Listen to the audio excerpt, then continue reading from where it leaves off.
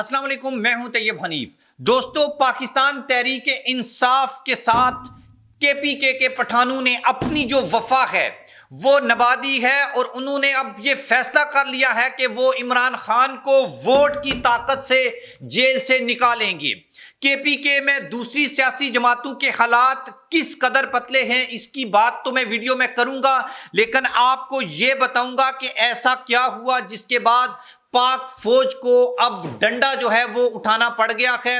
और सूरत हाल, अमन व अमान की सूरत हाल के ऊपर भी एक बड़ी डेवलपमेंट हुई है।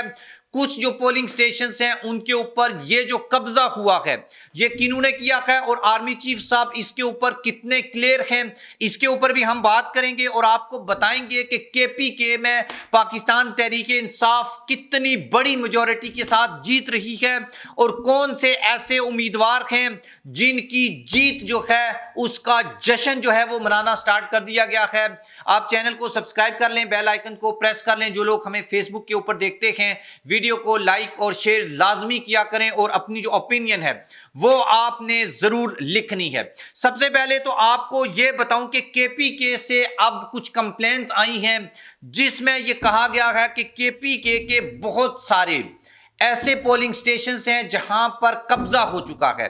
यह कब्जा किसने किया है इसकी बात तो होगी, लेकिन आपको सबसे बड़ी जो डेवलपमेंट बतानी है वो ये कि भाई पाकिस्तान तहरीक इंसाफ का जो जरलू है वो केपीके में फिर चुका है और उनके मद्दे मुकाबल जो सियासी जमातें थीं, पीपल्स पार्टी के इक्का दुक्का उम्मीदवार थे।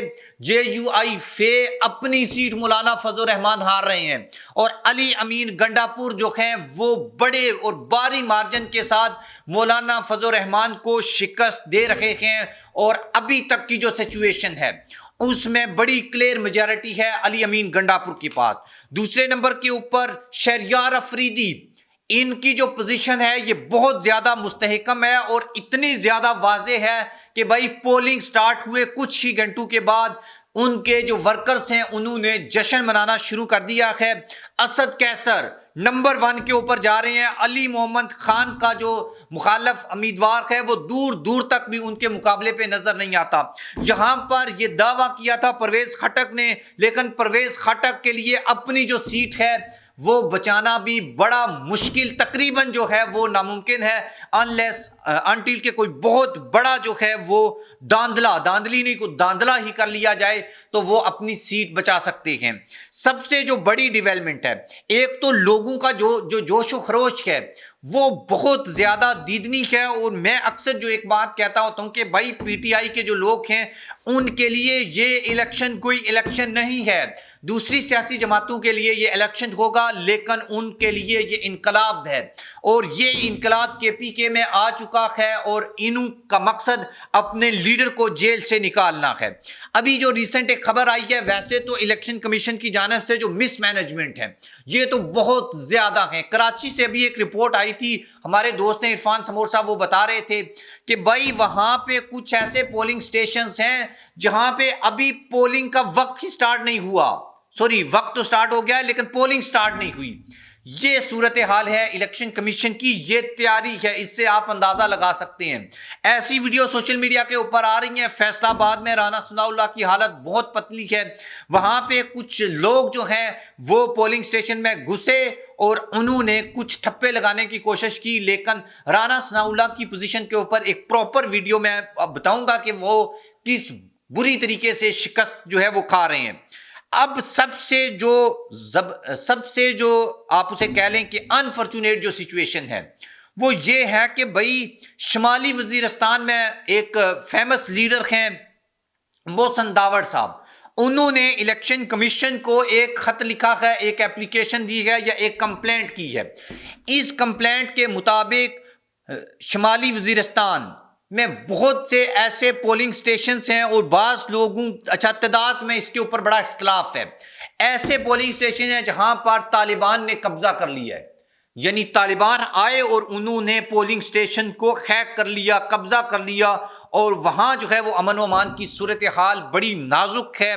और यही वजह है कि भाई पाकिस्तान आर्मी जो है वो अब एक्शन में आ चुकी है और वहां पर जो पोलिंग स्टेशन से कब्जा छुड़ाने के लिए वहां पर जो भी सिक्योरिटी फोर्सेस ने कार्रवाई करना होती है वो कार्रवाई जो है जारी है।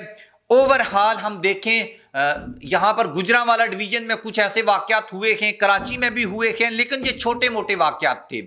लेकिन यहाँ पर जो KPK में कुछ ऐसे वाकयात पेश आए हैं जहाँ पर तालिबान की जानिब से अटैक किया गया इन पोलिंग स्टेशन के ऊपर, पाकिस्तान की सिक्योरिटी फोर्सेस की जानिब से ट्रिपल लेयर या इससे भी ज़्यादा जो है वो सिक्योरिटी है। सबसे पहले तो हमने भी देखा लाहौर में जो सिक्योरिटी है बड़े अच्छे इंतजाम किए गए हैं।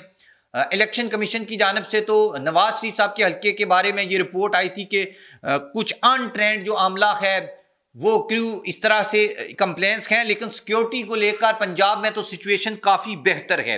लेकिन KPK में सिचुएशन ठीक नहीं है। यहाँ पर भी रेंजर है, फौज है, उसके बाद स्पेशल सिक्योरिटी के लोग हैं, पुलिस है, और ये सब लोग जो हैं ये सिक्योरिटी के फुल प्रूफ जो है इंतजाम किए गए हैं।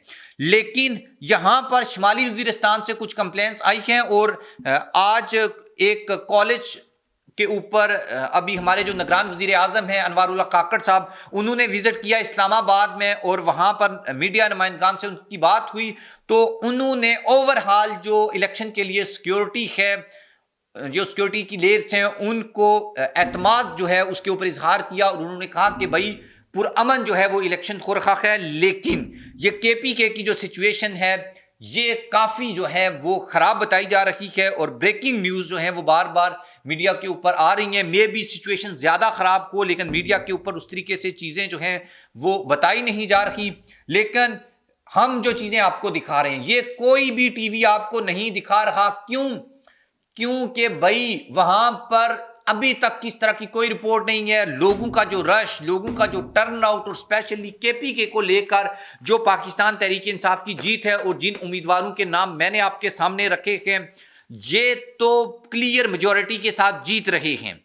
लेकिन ओवरऑल जो PTI है ये KPK में क्लीन स्वीप कर रही है और KPK से लीड लेकर ये पंजाब में इंटर होंगे और पंजाब में जो लोग लीड कर रहे हैं उनके नाम भी मैंने आपके सामने रख दिए हैं। 25 लोग ऐसे हैं जो पंजाब से इस वक्त लीड कर रहे हैं जिनका कोई मुकाबला किसी दूसरी सियासी जमात के जो उम्मीदवार हैं उनसे नहीं है। वो अभी तक की रिपोर्ट्स के मुताबिक सबसे आगे हैं। इसमें रेहाना डार का नाम है और सलमान अकरम राजा का नाम है, बड़े बड़े जो है वो नाम शामिल हैं। अगर इस रिपोर्ट को सच मान लिया जाए तो मौलाना फजल रहमान भी अपना सीट हार रहे हैं, आबाई सीट, नवाज शरीफ अपनी आबाई सीट हार रहे हैं और तीसरे जो इम्पोर्टेंट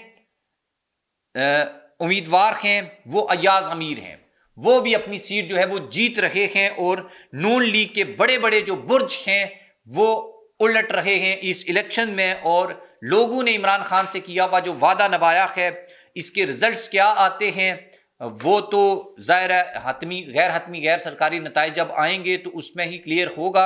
लेकिन जो रिपोर्ट्स थी, जो ग्राउंड रियलिटी थी, जो हमने खुद विजिट करके देखी या हमने मुख्तलिफ रिपोर्टर से ली, वो मैंने आपके सामने रख दी है। अब तक के लिए इजाज़त दीजिए।